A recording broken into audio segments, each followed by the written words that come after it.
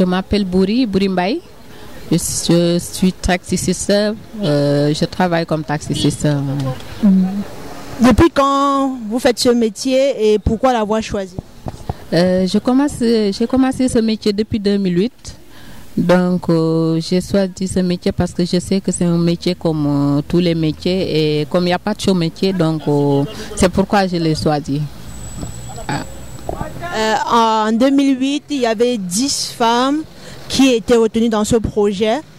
Aujourd'hui, nous sommes en 2015. Que deviennent les autres Taxi Sisters? Avez-vous leurs nouvelles? Qu'est-ce qu'elles font?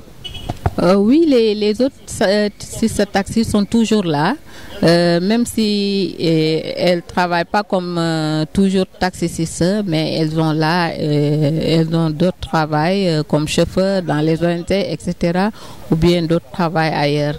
En tout cas, parce qu'avec les voitures que les dépannages coûtent cher, les pièces de rechange coûtent cher, le moteur si est usé, il faut essayer de voir d'autres choses ou bien acheter d'autres voitures, donc une autre voiture. Donc si c'est pas possible, il faut chercher un autre travail. Mais les femmes sont toujours là et elles travaillent toujours.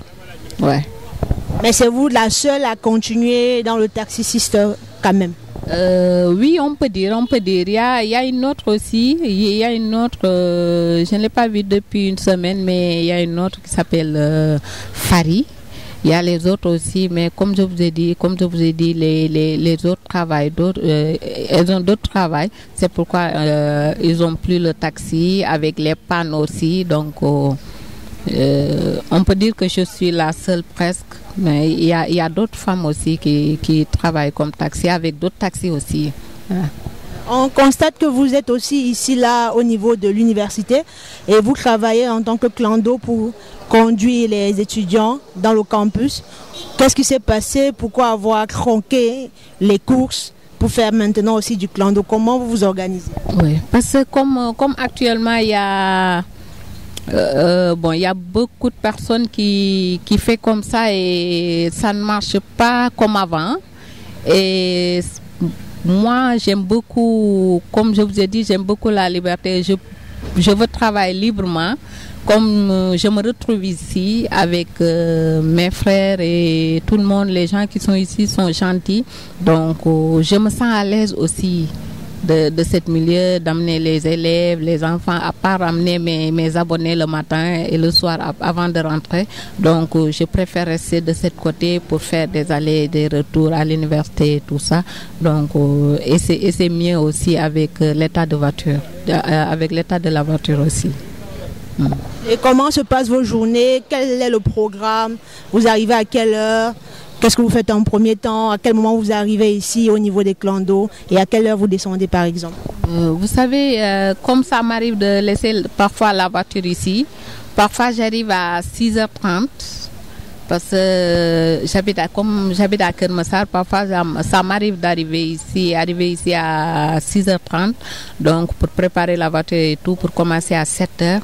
Donc à 7h, de 7h à 16h30 maximum, je rentre. Donc pour me reposer un peu, arriver tôt à la maison, etc.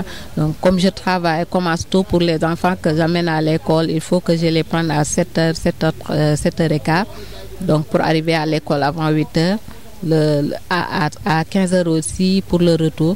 Donc c'est pourquoi je venais tôt pour commencer. Donc j'arrête à 16h30 pour arriver tôt à la maison aussi. Comment se passe la cohabitation avec les chauffeurs de clando et aussi avec les chauffeurs de taxi que vous rencontrez sur la route? Depuis ces années-là, est-ce que les mentalités ont évolué? Quelles ont été les difficultés? Les mentalités, on ne peut pas changer les mentalités, vous savez, tout le monde le sait aussi. Mais ici, avec les chauffeurs de clando, il y a d'autres chauffeurs de taxi aussi, parce que je ne suis pas seule comme taximan. Si je suis seule comme taxiwoman, mais il y a d'autres taximans qui sont là. Mais ça se passe très bien avec eux. parce qu'ils m'ont bien compris, ils m'acceptent, donc ils ont tout pour moi parce que ce sont mes frères, il y a mes frères, il y a mes amis aussi, donc il y a les chauffeurs qui est toujours là pour m'aider. S'il y a un petit panne, c'est eux qui me dépannent ou bien qui voir qu'est-ce qu'il y a bourré, etc. comme ça, donc ils sont vraiment gentils avec moi, sont mes frères, ouais, sont mes frères. Sur le plan de la rentabilité, est-ce qu'on peut dire que c'est plus rentable maintenant? Et par jour, vous pouvez gagner combien de bénéfices?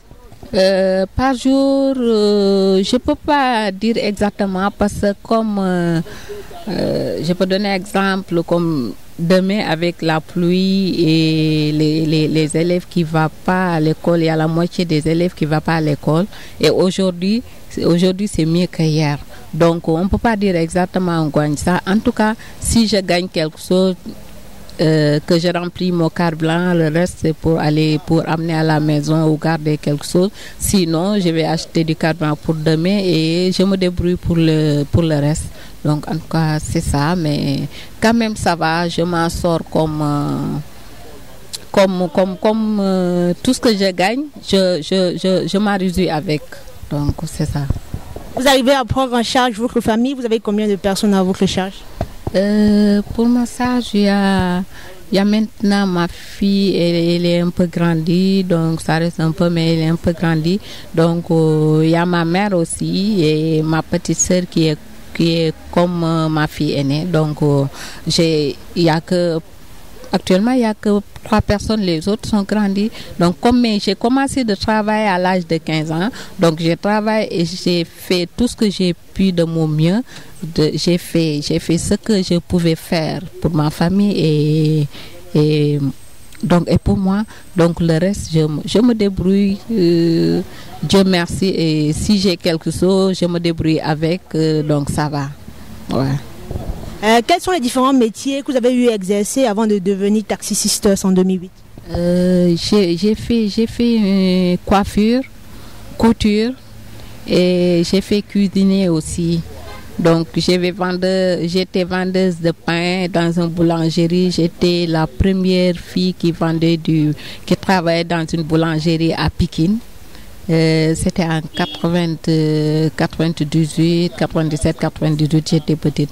Donc j'ai commencé à travailler tôt. Donc c'est pourquoi actuellement je travaille, tout ce que je gagne, je sais que c'est ça que je gagne et c'est ça. Ouais. Et combien vous avez dû dépenser pour en fait venir en possession de votre véhicule?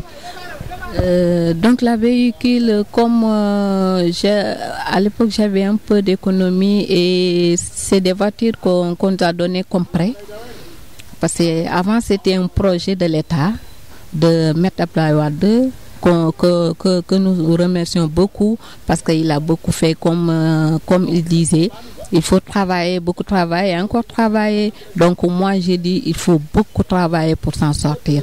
Donc à l'époque on donnait une caution pour les femmes, on donnait une caution de 300 000 et après on donne des voitures, on travaille pour donner des versements de 8 000 francs par jour pendant 4 ans pour que la voiture nous revienne. Donc et ça fait presque 7 ans ou 8 ans qu'on conduit la voiture, donc on a déjà payé la voiture. Mais malheureusement, la majeure partie des voitures sont garées à cause des pannes qu'on ne peut pas dépanner.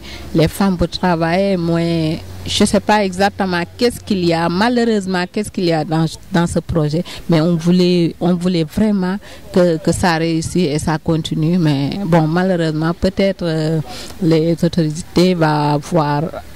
Parce que c'est un projet tellement intéressant. Donc, c'était quelque chose que les femmes étaient vraiment contentes d'avoir, mais malheureusement, ça n'a pas continué vraiment.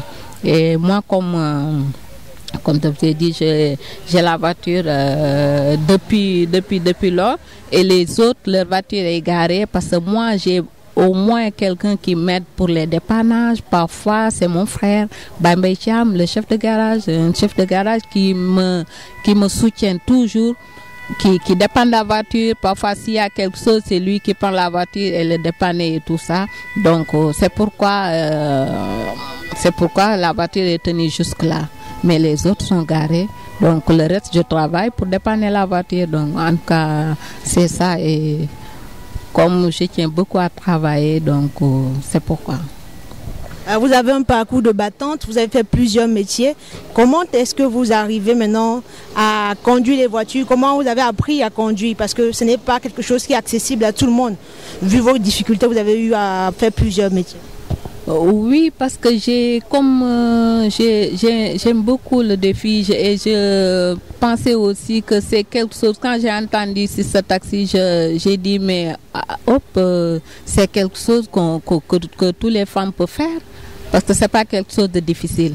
Mais j'aime la voiture à cause de mon frère que je vous ai dit tout à l'heure. Parce que c'est lui qui conduisait sa voiture, qui nous amenait partout. Et je voulais toujours conduire parce que pour au moins faire comme lui pour d'autres personnes aussi. Mais quand même, c'est pourquoi je suis réussie pour être sur ce taxi.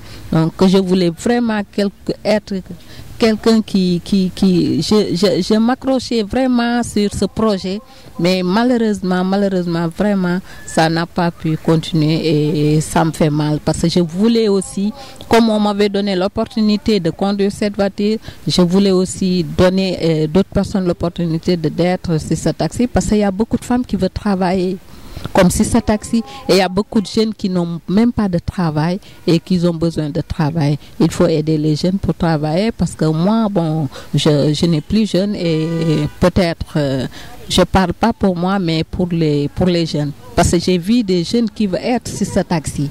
Parce que c'est quelque chose aussi, c'est un métier aussi que toutes les femmes peuvent faire. Est-ce que vous avez un mot pour la fin? Seulement vous remercier tout le monde et je remercie aussi Jean et les autres, tout le monde qui est de cette garage, donc parce que tout le monde est gentil avec moi. Je remercie ma famille aussi, surtout ma mère qui me soutient très bien.